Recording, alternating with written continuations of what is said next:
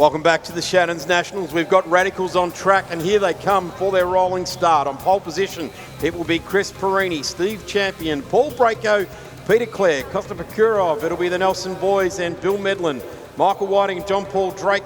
Then we go down to Greg Kenny, Rowan Ross, Phil Anseline, Brenton Grigol, Jim Hernandez and Peter Padden right on cue. Sean Henchwood alongside me, Darren Smith for the start of this race. Chris Perini won a brilliant race yesterday, Darren. Did everything perfectly, been fastest in practice, fastest in qualifying, top position for both races. He leads down to turn one, but keep an eye on Peter Padden. He's in the number 68 entry. Oh, we haven't even got that far. That is JP Drake going down the escape road. He's tagged. It could have been Phil Anseline off the start. Now, the boys had a big talking to by Tony D'Alberto, the driving standards observer this morning, to say just calm things down. Yesterday was a little ragged, probably got a bit excited. As around goes Brenton Grigol. It's great. There'll be some great footage for social media a little bit later with his onboard camera. Not the start he wanted though, but this hasn't been a tidy start again. We didn't even make turn one this time. Yesterday we got down to turn two and it all went wrong. Mid-pack, Bill Medlin braked a little bit late and we have safety car out. That is Jim Hernandez at rear of field. He is a rookie in this field. And that really has got exciting. It'll be interesting to see who else was caught up in that. It says Max Medlin's at the rear of this field and Paul Braco. Now, I hope for Paul Braco there is no dramas. He got tagged yesterday by Peter Padden as Padden was storming through the field. It is Paul Braco. He has not had an ounce of luck this weekend. He and Stephen Champion have elevated themselves into Radical Australia Cup. Serious damage to Michael Whiting's car. I think JP's probably better off parking that and walking back. That is drama for them. That's game over. That's not standard tow out on left front for a Radical Australia Cup car, that's for sure. That's broken some stuff. He's actually asking for directions from the officials. Where do you want me to go there? So he's looks like he's just making his way to a safer spot. Safety car is out. This is going to be, I would expect an extended safety car period. Let's see who is still standing. There's Costa Pekurov, looks undamaged. So I would suggest that if Paul Braco's been tied up, and it's happened on that second row somewhere. Yeah. So Costa Pekurov was right in amongst that. He was on the third row, so managed to escape any damage. There's Paul Braco standing on the wall there now. There is a fair bit of debris on the side of the track as well. So interesting times at the start of this 50-minute race. So let's go back to yesterday, and this is... well, we got through to turn one okay. Yeah, we did. We got through very nicely indeed. There is Paul Braco a little bit further back. In fact, he's in the front of that pack, and then it went all wrong. Brad Nielsen turned around. Bill Medlin did that. Brent Grigol ended up nose to nose with Medlin. Peter Padden in the colours of Kim Burke at the rear of field, and he went right to the back. This is Michael Whiting starting to charge his way through the field. Sean, I've got to say, in 11 years of watching the Radical Australia Cup, this weekend's probably been the willingest racing we've seen, and I think Carl Reindler and Tony D'Alberto both covered it off nicely in the pre-event briefing. It was a little bit messy.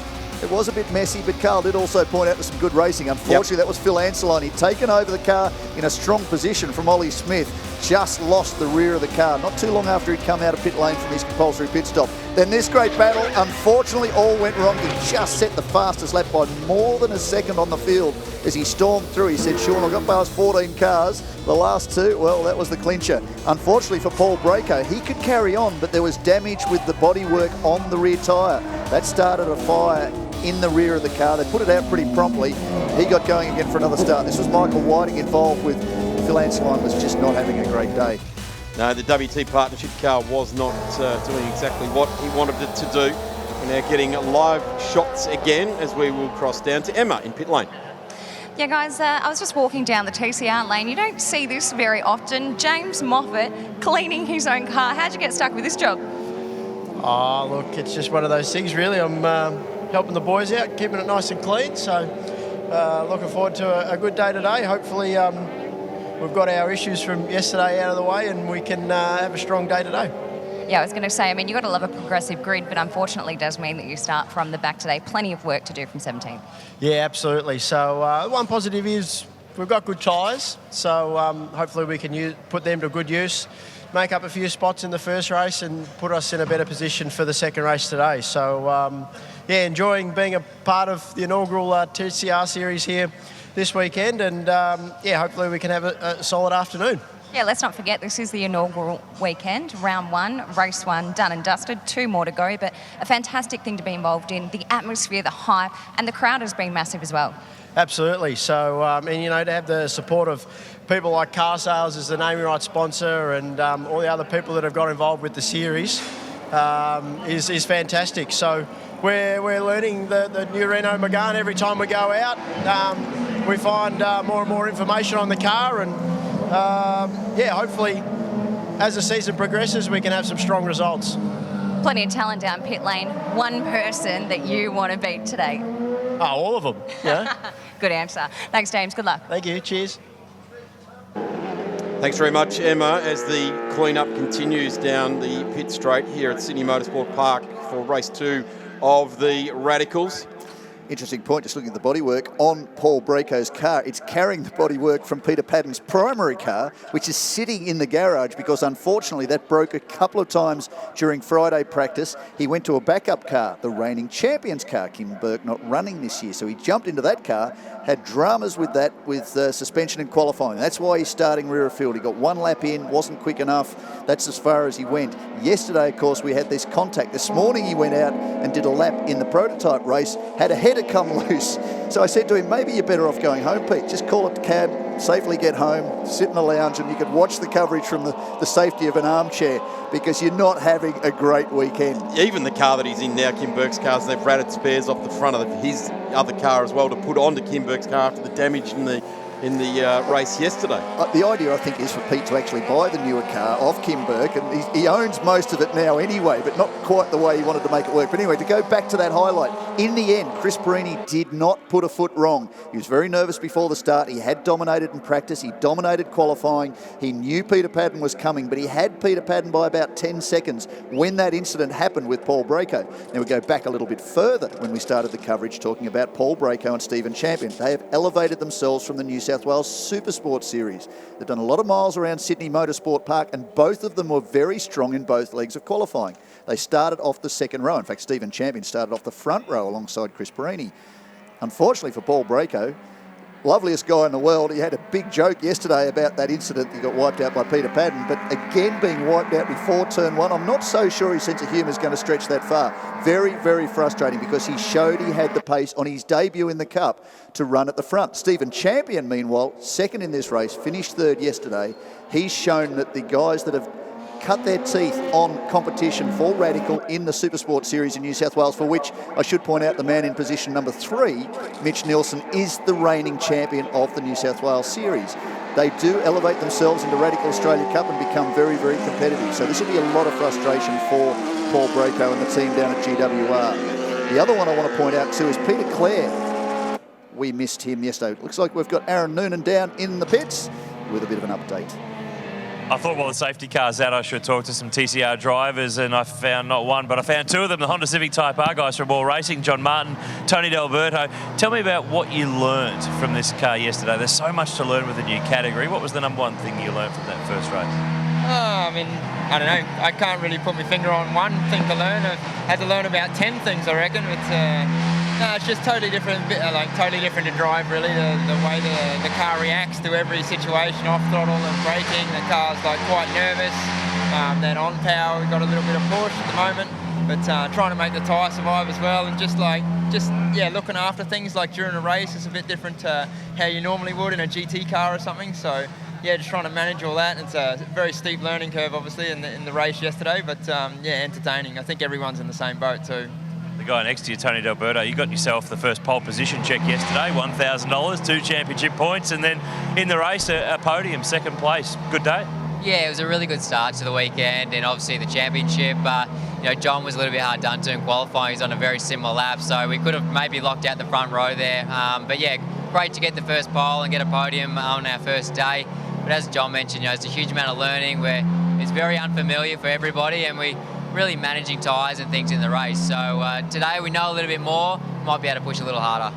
Good luck this afternoon. Of course, race 2 for the TCR cars. 1 p.m, just after 1 p.m. here, and we get 2 chances for these guys to learn some more about their Hondas today. Thanks very much, Aaron, as we've got the Radicals getting themselves set to get the green flag next time around past the strike. The cars are set. It's Chris Perini leading the field. Just wanted to pick up on Peter Clare. Yesterday he was very unwell. He was due to start off the front row for the first time in the Cup and missed that. Has come back today. He's feeling okay. He's back in this field, currently position 4. Green flags waving. We're set for a restart. What can Chris Perini do and where can Peter Padden come? He's already in position 7 off rear of field. This is going to be a cracker. Charged down now, Mitch Nielsen looks out there as well, the reigning New South Wales Supersport champion, as the field streams through, all safe, all clear through turn 1 for the restart, some 13 minutes after we set sail on the first race. And down the inside, Mitch Nielsen looks on Steve Champion. Fantastic, really strong coming of age for Steve Champion, jumping straight into the Radical Australia Cup after only running the New South Wales Supersport Series. And Mitch Nielsen down the inside again. These two will have met each other on numerous occasions out on track here at Sydney Motorsport Park. Yeah, Steve Champion will be all over Mitch Nielsen. In fact, Chris Perini and Peter Padden, if you talk to them, the one they're more focused on is actually Mitch Nielsen. He's been very aggressive, very fast. He's done a lot of State Series miles. He is one of the sharpest drivers in a Radical SR3, so keep a close eye on the man in the number 38 machine. He'll be keen to move forward. Perini will know that. The one success I think this year for Chris Perini has been his ability to get speed out of the car in the early laps. That's the one thing he was missing a little bit last year, and it's the one thing he's learning from Peter Padden, who's his teammate this year at GWR. And that's Rowan Ross, and I think it's Greg Kenny behind him. Bill Medland is back further from there. Brenton Griguol, Jim Hernandez, Max Medland, who's taken over from father Chris, who's not here today. They ran together yesterday, but it's all Max this weekend. JP Drake and Paul Braco, unfortunately, at the moment, DNFs. And expect to see them again. As now, what does Mitch Nielsen have on the run into turn 1? Mitch Nielsen, of course, the last round here at Sydney Motorsport Park, brought home the second spot for the round with 68 points. Peter Padden, of course, won the round with 78. But it's Chris Perini out in front now that needs these wins. He needs to keep coming in the front of the field because he only came home in 4th place at Sydney Motorsport Park down here earlier on in the year. In fact, on the 3rd of March, only got 4th in the round. So he needs to jump away from this race and really stamp his authority on this field and hope that Peter Padden can't push much harder than 7th place. Now, I find that pretty hard to believe, and it's probably a bit of a fantasy to be talking about it, but Padden will push hard, but it is imperative that Chris Perini gets out in front, stays there, and drags maximum points to try and match what Padden and Mitch Nielsen did at the last round. Well, he's gained the championship points yesterday, the championship points lead yesterday. I'll put your teeth back in. Peter Padden having that drama with the contact with Paul Braco, starting rear of field, gives a great opportunity for Chris Perini to extend that lead. Currently, Mitch Nielsen and Brad Nielsen. Oh, look at Padden going around the outside of teammate Kosta Pakurikov. Well, Kosta's been around here a number of times. He's not going to leave the door open there. That's not really a place you're going to make the move through. Identical RSX models, 3 of them in a row. Phil Anseline on screen. Immediately behind is Costa. Immediately behind that is Peter Padden.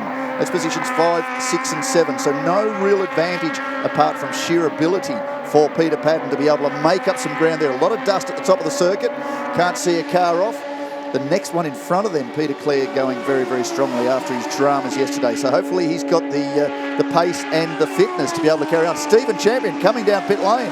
I did wonder whether we'd lost a car. Now that is the compulsory pit stop window should be open. We're 16 minutes in, it opens at minute 15. So he may well be the first driver down pit lane. So that could be a strategy move. We've seen this in the past, often applied by Peter Padden, one of the very first drivers in usually when the pit window opens. So this could be interesting. We go down to Emma Dotta Francesca in pit lane.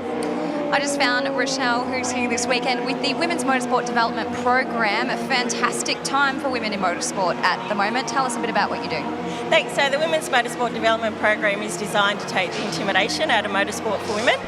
So it's a program that we run out of Sydney, and it runs for 4 months. There's 10 parts of the program, and we cover 4 different motorsport disciplines. And by the time the girls have finished the program, they're confident and capable and competitive that they compete in a Cam State Super Sprint round. Molly Taylor just standing behind you, obviously, had some fantastic success already in racing. Great to see 3 women in the TCR field, isn't it? It is. It's fantastic, and we're very grateful to TCR to be able to give us the opportunity today to do a meet and greet with the girls. It's fantastic for the women. We're just getting started in our motorsport journey, and to be able to meet these inspirational women is just fantastic. For those that want to get involved, just quickly point us to a website or your social media pages. Yeah, sure. So on Facebook and the website is womensmotorsportdevelopmentprogram.com.au. Absolute pleasure. Thanks, Rochelle. Thank you. Thanks, Emma, for that update from the lane as we see cars starting to stream in for their compulsory pit stops now. Phil Anseline following Costa Prokurov straight in. Those guys were running up in the final podium spot before they made their way in. But Sean, and early callers to the lane. It's pretty much Peter Paddon type textbook stuff, isn't it? Well, it is. But we call him Peter Perfect. He's won 3 championships. Here alone, he has won 7 times in the last 5 years. When we were here a couple of months ago, he won both of the 50-minute races. He is a professional when it comes to this. You talked to Chris Perini, teammate to him this year. He said Pete gets out of the car and he's straight into the data. He's straight into the engineering. He's looking at the vision. He's improving himself all the time. I'm trying to match that, so I need to do the same thing. And it's working. It worked for Chris Perini yesterday. But we saw at Bathurst a big strategy play by Peter Paddon to pit early in the pit window, knowing that at some point it was likely during the off-season, people got a bit doughy, a little bit lazy. We saw a safety car intervention. That closed the field up. Peter Paddon was gone by that stage. He was 30 seconds down the circuit before a technical issue brought him to a stop. That handed the win to Mitch Nielsen and Brad Nielsen. Mitch has gone on to take a second one this year, of course the sprint race a couple of months back. So they are right in this championship, but Peter Paddon is the professional. So really, the key in this category is to follow what he does. As we go down to pit lane with Emma, not a Francesca. So I've been chatting a lot about women in motorsport this week, and obviously because we do have 3 women down the TCR lane. Molly Taylor joins me, and hey, you're a Dare to Be Different ambassador, as am I. A fantastic program to be involved in, isn't it? Yeah, it's amazing to see the access we get to all these girls that are 8 to 14 years old, and to give them a taste of getting in behind the scenes of motorsport and seeing not just from a driving perspective but from all the roles in motorsport, what there is available, and to see their eyes light up and to see them buzzing at the end of the day and wanting to know more and then following motorsport after that. It's awesome to see. Happy after yesterday? I don't know if happy is the right word. It was a bit of, I knew it was going to be baptism of fire, but I just made things a bit harder for myself, obviously, on the first lap, and then we were in a bit of no man's land, and then we had a rear ending roll bar failure as well. So it was everything compounding at once, but thrown in the deep end, and we'll be back out tomorrow, and I'll double my circuit racing experience. So I'm looking forward to that. Good luck today, and I'll see you on Tuesday for our Dare to Be Different workshop. Yes, looking forward to that too. Thanks, Molly. Back to the action for the Radical Australia Cup. It's Rowan Ross we're having a good look at here. And he has got the number 16, Phil Anseline, trying to get around the outside of him. The number 9 of Max Medlin banking up there as well as they come up to the final corner at the top of the Sydney Motorsport Park layout. And there's an angry-looking shark sticker on the front of that car of number 16. Very, very much like some of the superboats we've seen over the years, Sean. Absolutely, and that action will continue in a couple of months at Cabarita. But getting back to Stephen Champion, he's just come back down pit lane, so I hazard a guess that team actually has a drama. So frustration for the 2 guys from the New South Wales Supersport Series. That's Ollie Smith chasing right in behind Rowan Ross. Keep an eye on the 16. He'll be pumping really, really quick laps out to try and make up some ground. Max Medlin now just down pit lane. Mitch Nielsen leading this race. He will continue on to the end of this pit window, which will close at the 35-minute mark. With about 7 minutes left until that time, he will hand over to Brad Nielsen. Peter Paddon currently in position 2. Rowan Ross 3. Bill Medlin in 4. Brenton Grigual is coming through, the South Australian. His first time here in the Cup, first time here at Sydney Motorsport Park, position 5. Peter Paddon's adjusted his tried and true strategy coming from down the field. He hasn't dived into the lane early. He's out there to try and set some fast times and get himself back up the field relatively to the entire field. So a different strategy being employed by Peter Paddon here today, running long into the pit stop window. And, it's good to see that he can adjust his strategy around where he's starting at the field, not stringent on what the strategy must be, being able to be open to other suggestions to run a different strategy, and it's working at the moment. Now, the other story is Mitch Nielsen needs to be setting lap record after lap record. He's doing that. He's actually the fastest car on the track by quite a margin at the moment. So this is a great drive by Mitch Nielsen. Let's see where that ends up with Brad later on in this race. I've just been looking at the race lap records, a 125.7 set by James Winslow. I'm pretty certain that's an SR8, so an extra 4 cylinders and a whole heap more horsepower. The record, as far as I'm aware, for the SR3 is a 128.2, 128.4. little bit of movement in the rear of Chris Perini's car there, just as he came over the top of the hill to run onto the front straight. So hopefully nothing is amiss with the number 81 entry, currently shown in position number 11. Of course, he had to stop for an extra amount of time by virtue of his success in the race yesterday. So he was stationary for 95 seconds. The minimum, if you have no additional success penalty, is 60 seconds. He lost 35 seconds to the field. Peter Padden was stopping also for 95 seconds, so he didn't lose any advantage to his title rival. That makes things interesting. Now the Nilssons, they will stop for 70 seconds, so they gain 25 seconds on both Chris Perini and on Peter Padden. That's where the race will be. So once all these stops are concluded, that's when things will get really interesting. Kosta Bakurov is absolutely charging his way through the field, and the number 26, he's stopped and he's making short work of pretty much everyone, but it's Chris Perini that's even moving up onto the back of him as well. So let's hope that Kosta and Perini can combine for a few laps to really set some fast times. They've both done their compulsory pit stop, and they are actually sitting just in behind Phil Anseline with Ollie Smith at the wheel as with the adjusted leaders in this race. Here they are, both on screen at the moment. Just off the back of that is Brent Grigol. He hasn't stopped, but he's on lap 10. These guys, of course, on lap 9. Peter Padden down pit lane. Right, so this will start to mix things up. He's going to make his compulsory stop, get that out of the way, and we'll see where the rest of the field is. Now, effectively, he has a lap on these guys. They're unlapping themselves. How much ground can they make up? It's a 1 minute 30 lap, roughly 90 seconds. The stop time for Peter Padden, 95 seconds. So that gives you a rough idea of where things are going to come out. He will exit very quickly into this pack. We go down to Aaron Noonan in pit lane. Romeo fans here at Sydney Motorsport Park this weekend, and flying the flag for them is Dylan O'Keefe. Hey, that was so close in that Alfa Romeo. Giulietta Veloce is the way to say it. Yesterday, you were positioned 4 within sight, I think 2/10 of a podium finish. Happy to be going so well, or a little gutted not to be on that first TCR podium? Yeah, yesterday the car was performing really well in qualifying on the 1 lap pace. In the race, we missed the tyre pressures a little bit, and we're just a bit sluggish off the start. Obviously, towards the end, we caught right up to Will Brown, and the car was performing strongly. So a bit of a shame not to finish on the first TCR Australia podium, but hopefully today we've made the right changes with the car and we can really have a crack in races 2 and 3. Speaking of your car, let's have a good look at it. I'll get Rich, our cameraman, to look here. Tell me about the rear. It looks like, the way this is how it is, it looks like your car's missing part of its rear bumper. It ends very suddenly. Yeah, it might be a bit of a weight deduction, but yeah, it's all about the aero, and they've got heaps of,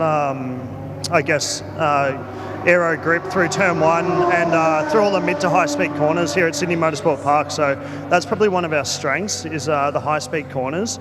We're struggling a bit on corner exit with a bit of wheel spin and understeer. So I think we made the right changes to the car and able to strengthen the car up in those areas, and then we should have the package to challenge for the podium. And of course, he starts from position 4 today. Progressive grid, where you finish race 1 is where you start race 2. Looking forward to seeing these Alphas back on track. Game on, it's happening. Peter Padden has just left pit lane. There he is on screen. So immediately in front of him, Rowan Ross, and that is Max Medland. So Rowan Ross is in position number 9, Medland in 10. So now Padden is already up to position number 10. He will start to move forward. But interestingly, Kosta Bahurikov and Chris Perini went through not long before this pack. So he can make up time. If he can make up a second to a second and a half a lap, and Peter Padden is capable of that, then it could get really interesting. The thing I find interesting though, Darren, is that the best so far for Peter Padden is a 1:30.7. Fastest this race so far, a 1:30.1 to Mitch Nielsen. He'll hand over to Father Brad, whose pace will drop off a little bit from that. Next one, well, Ollie Smith's already into the 1:30.4s, and Chris Perini's doing 1:30.6s. So he's got a lot of work to do, I think, Peter Padden, to really start to push forward. He's getting through the traffic, trying to go around the outside of Rowan Ross. That's a bit of a sketchy move. Rowan will give him some racing room, but that will cost Peter Padden a little bit more time. Certainly the interesting thing is that the faster laps for some of these guys are happening on laps 10, 12, 10, 11. So the tyre is being able to come up the temp gradually, slowly, give them the grip they need to race. But that far into the race to be still setting fastest laps is just about unheard of in this sort of racing. So Mitch Nielsen, Medland, Grigol, all Costa's, sorry mate, he's rolling down pit lane. So it's all gone wrong for Kosta. Bill Medland coming into pit lane 2 with 22 minutes remaining. He's inside the window, but I think Kosta's got a problem. That was not at any kind of pace. He was well short of the control line, so he wasn't going for a pit lane limiter. He still hasn't appeared in front of us here. He has a problem. He certainly does, and he's already done his compulsory stop, so there's no reason for him to be back into pit lane. As we look back around to see car number 9, that's a Max Medlin going around through turn 4. Rowan Ross inside, and he's stopped on the pit entry lane. Now we talk about these things being bulletproof. This is a Hayabusa motorcycle engine, 4-cylinder, naturally aspirated, 260 odd horsepower.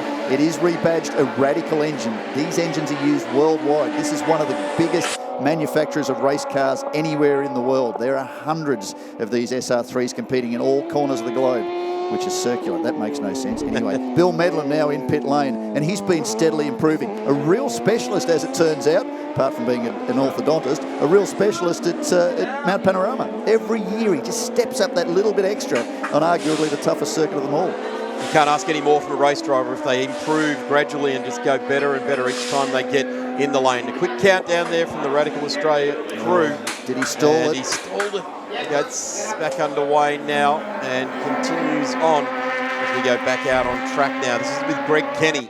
He was pushing hard early, and there's Kostin Kurov. He's got out of the car and decided the long, slow walk back down to pit lane now. So that's a real shame. We're in for a cracker just in front of this. They're heading down to turn 2 now. Chris Perini and Peter Padden are separated by a couple of seconds. They are at the front of the field. That's where this race will be. At the moment, Mitch Nielsen, Brad Nielsen will be behind the wheel, is leading this race. Brent Griguol in the all-orange Bank SA entries, and there it is already.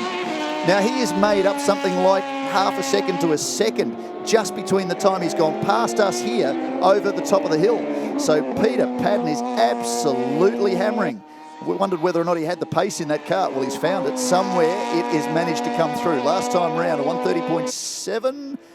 No, it was probably a little bit higher than that. That's still his best. So 2/10 slower than Chris Perini, but he's absolutely monstered him on his outlap and caught straight onto the tail of yesterday's winner, and he's up the inside. He's getting a little bit impatient there. The car's moving around on its tyres. There's another one. Down the lane, he gets past Chris Perini. Chris Perini doesn't want to have any of it. He tried to do the zigzag back. I don't think this is going to work. He's going to have to get exceptional drive out of the hairpin. As we've got shots now from the lane. It's Jim Hernandez. Yep, Jim Hernandez. Beautiful livery, the black or the red with black and silver detail. Mitch Nielsen had just come down pit lane as race leader, so this will make things interesting. Brent Griguol still yet to make his compulsory stop. You'd expect that perhaps at the end of this lap. Jim Hernandez is in. They'll drop down the order. That puts Ollie Smith to the lead of this race, and I think he has a comfortable advantage over this battle with Peter Padden. Now, this is the old guard. Peter Padden and Ollie Smith battled for years. They were first and second in the championship. We talk about poor old Ollie Smith being the perpetual runner-up. He was RAC number 2. So certainly Peter Padden's RAC number 1. He's had a sabbatical. He's been out of the sport for about 12 months, makes the odd cameo. Came back this weekend and said, Sean, I know why I love this. This is just the best competition. It's nice not to have to worry about all the testing and preparing the car and just jumping in with my mate Phil, which is how he originally got started alongside Phil Anseline. So that's an old guard back together again, and this is a sight we don't want to see. I noticed too a little bit of damage during the compulsory pit stop to Costa's car, so I wonder whether he was involved in that incident at the start of the race. We still haven't seen any vision of that to know exactly what went on, but certainly damage to the front of the number 26 entry. You see Rowan Ross now coming under fire from the number 9. Max Medlin trying to get through there as we get up and around the back of Corporate Hill.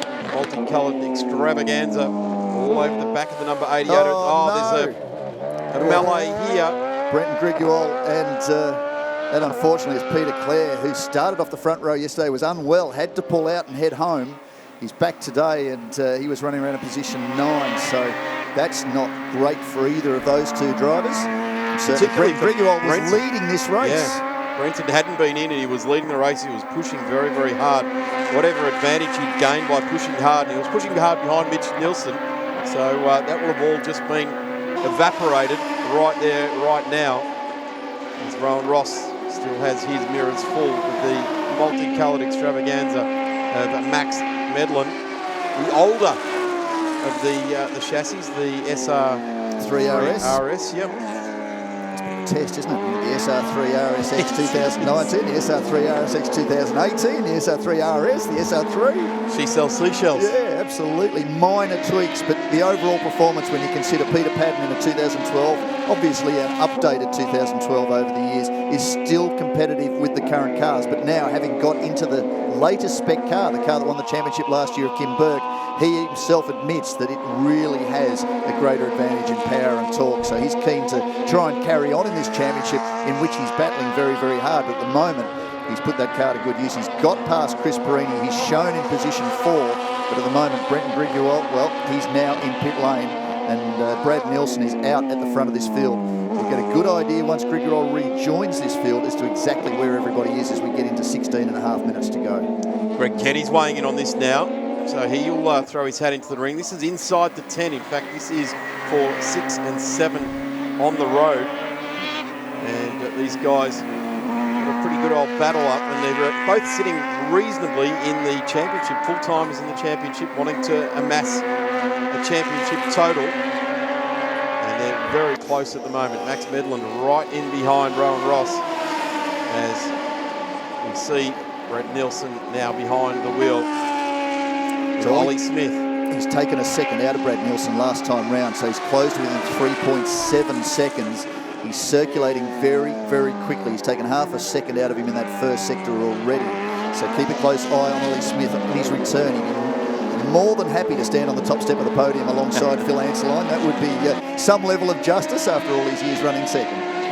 We'll go down to Aaron Noonan in pit lane.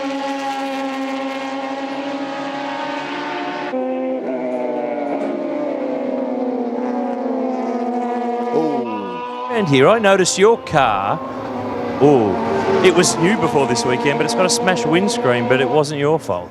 Yeah, obviously haven't been taking enough care of it yet, but no, it's all going well.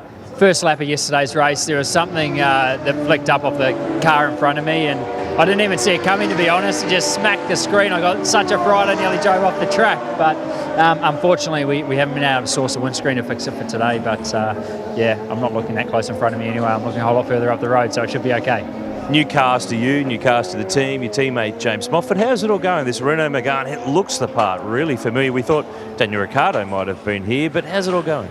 Yeah, I reckon it looks awesome, to be honest. It's great to have ice brake, and the mobile tyre shop too. The yellow and black colours work a treat for them. So the cars I might be biased, but I reckon it's the best looking car out there by far. So it's all good. We've got a lot to learn though. The cars are not only brand new to us, but basically brand new to TCR internationally. So there's only 4 in the world, including ours. The other 2 are in the Euro Series. They've done 1 round, so there's not a lot of information and data to pull from at this point, but the key is obviously just learning each time we go out there and moving forward each run, which we've been doing. You did move forward yesterday, got yourself in the top 10. Yes, there you go. There's the nice sponsor plug. Was there anything in there? Extra shot, mate. I'll be revved up, ready to go for race 2. Don't drink too many of those. We'll see you later on. Awesome. Thanks a lot. Thanks very much there, Aaron, and good luck to Chris in the Renault Megane. Radical Australia Cup continues on. We have got just under 14 minutes left to go in this 50-minute race. It's getting interesting at the front. Ollie Smith is close to within 1.8 seconds of Brad Nielsen. Interestingly too, Peter Padden is now 25 seconds back from the race leader. I don't think even Peter Padden's going to make that up in the next 13 minutes, but he's pulling away from Chris Perini. Perini's now 11 seconds back from his rival. He turned a 32 second lap last time round, 33 second lap. I wonder whether the number 81 has a bit of an issue. He went out in the prototype race and turned a couple of laps just to settle a few things in. He said, we're ready to go, Sean. We'll try and do a repeat of yesterday, but that pace is well off where he needs to be. So I think we can just about rule Chris Perini out of this one. But a great anecdote yesterday from Brenton Griguel. He said at one stage he drove around the circuit, something flicked up and hit him in the visor. Landed in his lap, he threw it in the front of his car. He checked it after the race, it was a 20-cent piece, a bicentennial 20-cent piece. And he says, Sean, there you go, you can make money out of motorsport. Good luck, that's a good luck charm, that right there. Might have been somebody's turn-in point on your brake marker on the track that's just suddenly gone. Yeah, oh no, I can't find the 20-cent piece. Interestingly enough, yesterday, the podium, Chris Perini won the race, and Costa Pekurov and Stephen Champion doing a terrific job Knows the way around the track, knows the way around the car, and a really good welcome into the Radical Australia Cup, the step, the upper echelon of Australian radical racing. Sean, it's not just the Radical Australia Cup. There's a Masters available also in the world every year. Radical celebrates the best in the world, and they all go off and race together, normally in Europe. Well, you can race the cars anywhere in the world, but yes, at the end of every year, the champion inevitably gets the offer to go and do that. Here is the race lead. Ollie Smith, will he make the dive down the inside into turn one? He's going to be very, very interesting. Brad Nielsen will probably let him go. Ollie Smith really on a charge. Brad Nielsen and Mitch have certainly signalled that they're in it for the championship this year, so he might not give it up just that easy at this point in time. But Ollie Smith, good to see him back behind the wheel, a guy that we've seen doing radical racing for quite some time, but certainly in the number 16 doing a tremendous job here. Brad Nielsen will be enjoying getting the pressure applied, and he's run wide, and that ultimately lets Ollie Smith through. Takes full advantage of the situation. A little bit of opposite lock, bit of a tank slapper, almost there for Ollie Smith. He kept the slide in, and he really is showing great pace. Last time round, he was in the 30s again. His quickest is a 1:30.4. Mitch Nielsen, though, still holds the pace at a 1:30.1. Peter Padden now 2 down into the 1:30.4s, and he is 21 seconds back from this battle for the lead.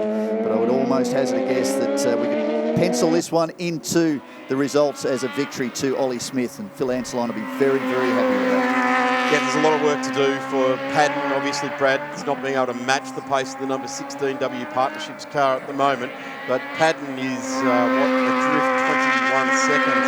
He's a good steerer, but over 2 seconds a lap and getting through on these two guys is a difficult ask. I'm not going to rule it out because we've seen Peter Padden do some pretty marvellous stuff over time, but at the moment, out in front, Ollie Smith. He's been freed, so we might even see Ollie Smith's lap time start to come down a little bit as well.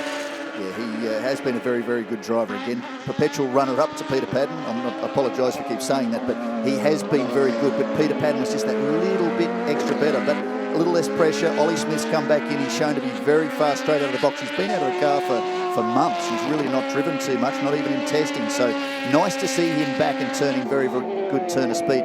Chris Perini, just looking at him further back, he could be under fire from both Rowan Ross and Greg Kenny very, very soon. If his pace drops off too much more, he could be in some serious strife. He is the championship points leader, but his advantage to Peter Padden and also Brad and Mitch Nielsen isn't enough for him to drop too far down the order and retain the lead as we go into the next event.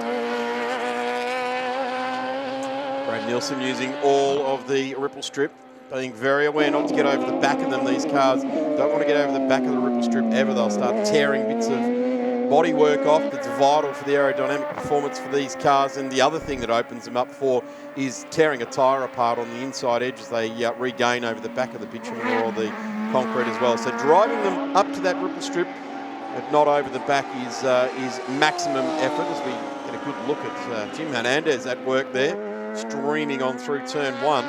Two often new competitors. Sorry, Daz, I was just going to point out that both racing fairly current spec cars. Jim Hernandez is an absolute rookie in position 10. This will be like a victory for him.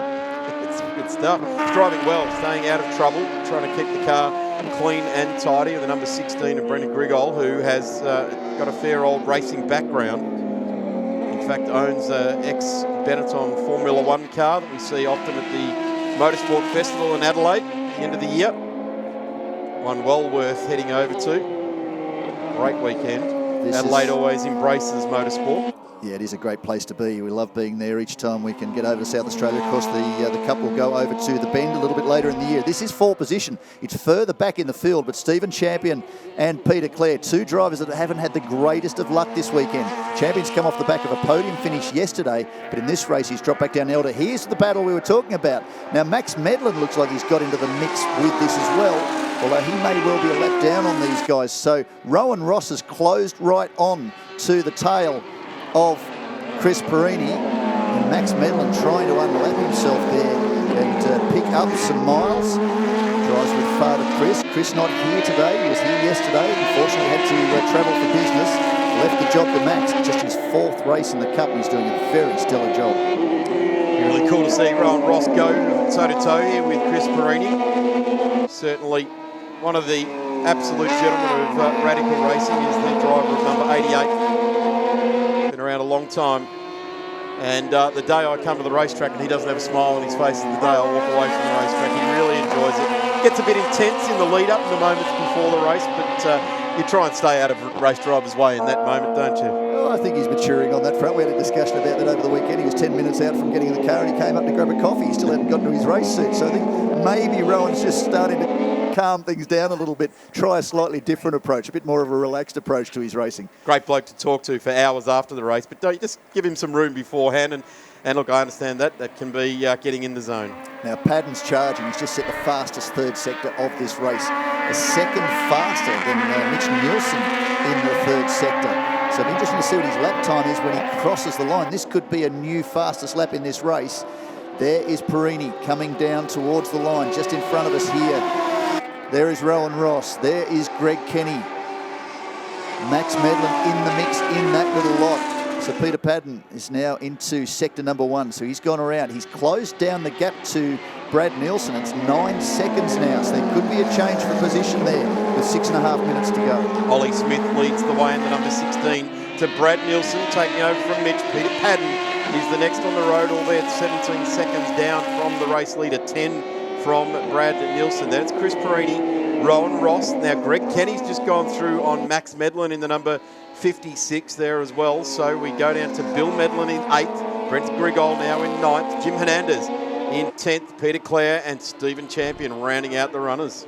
Well, Jim Hernandez is improving hand over fist. He started this weekend 10 seconds slower than the pace setters. He's now just 3 seconds, less than 3 seconds slower than the fastest lap time of Mitch Nielsen. So he'll be absolutely ecstatic with this performance.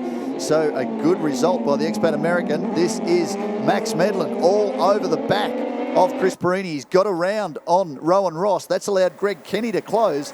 These are for positions 4, 5 and 6.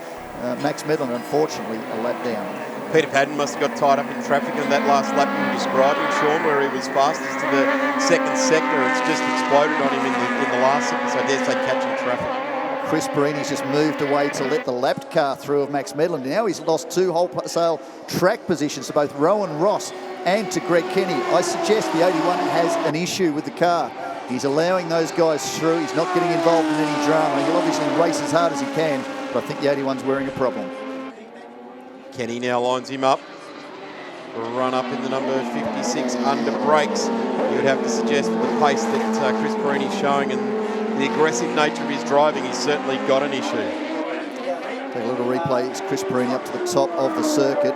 He runs very, very wide. He's gone over the curb, so he hadn't actually let them through. He's gone in too deep, so I'd say he's just trying to push as hard as he can without dropping any speed out of that car. And that's opened the door for those guys to charge through. There is Ollie Smith coming up to put a lap now on Stephen Champion. 24 hours makes a big difference in motorsport, and unfortunately for Champion, he's battling at the back of the field and not at the front like he was yesterday. Started off the front row, he suffered dramas. So too Paul Braco, we saw that. Unfortunately, Braco didn't even get to turn 1 in this race. No doubt we'll hear a bit more about that afterwards. Keep up to date with the website and the social media platforms. Search for Radical Australia and we'll keep you across what's going on there. Looks like Peter Clare. Well, he's allowed Ollie Smith through as the leader. He's seen the blue flags, but he's trying to close the door on Stephen Champion because this is for position number 10 in this race. Currently, advantage Peter Clare. Stephen Champion swings and roundabouts of motorsport here this weekend. Took the last step in the podium yesterday. He's now battling to stay inside the top 10 with the number 47 in front. Sends it down the inside and makes that stick. But Peter Clare's going to have a look around the inside of Corporate Hill. Good spot, position the car nicely as we've got spinners down there. Brent Grigol, who was running 8th. In fact, he could go back a couple of spots if these two battle and get through, and they do. No, they don't. Yes, they do. They get through ultimately. The 47 and the 34 go through, but Champion, who centred at turn 6, comes out of the hairpin and he's gone back to where he was before turn 6. Well, Peter Clare's a tough competitor. Jim Hernandez now. He put pressure on Brenton Grigol. Grigol spun and just a few hundred metres further down the track, Jim Hernandez has done the same thing, so he might lose that position. He was well inside the top 10, turning some great laps. Oh, it's part of the learning experience. Sean, are we starting to see a little bit of fatigue start to come in with some of these guys? They run high G-forces, they're high-speed cars. They are amateur drivers. They're not pro drivers, these guys. Just some things, a little bit of fatigue coming in, maybe some mistakes starting to crop up. Not saying that they're not fit race drivers, but this is hard graft. This is high-speed, high G-force racing. I mean, we're talking a lot about TCR this weekend. These cars are 5 seconds a lap faster. They're very physical. They don't have all the driver aids that some of the nice GT3 cars have. They're working very, very hard. Peter Clare qualified second yesterday. He felt ill in the middle of the day, didn't want to push himself too hard, knowing he had 50 minutes ahead of himself. Stephen Champion and the crossover. Nice job. Yeah, but don't want to run too far wide. Peter Clare did the crossover back on him before they got round Corporate Hill last time round. Looks like Champion's made it stick this time round. But yes, fatigue is something that comes up. It's 50 minutes of racing, and that can contribute to something like we've just seen on screen. In fact, Max Medland, who's quite young, was admitting to me yesterday he was starting to get tired, and he was sharing then with Father Chris. So he said, I've got to work on this. There really is a lot of fitness involved in this just to overcome the fact that you do get tired and you get weary. It's pretty easy to spot in these cars too when they get on a high G-force corner. You see the helmet start to look like it's being tried to rip off their head, and the head starts to wobble around a bit and bang on the side roll bar of the car, things like that. So you can spot it from outside the car if there's some fatigue. We've missed it, but Peter Padden has taken position number 2 away from Brad Nilsson.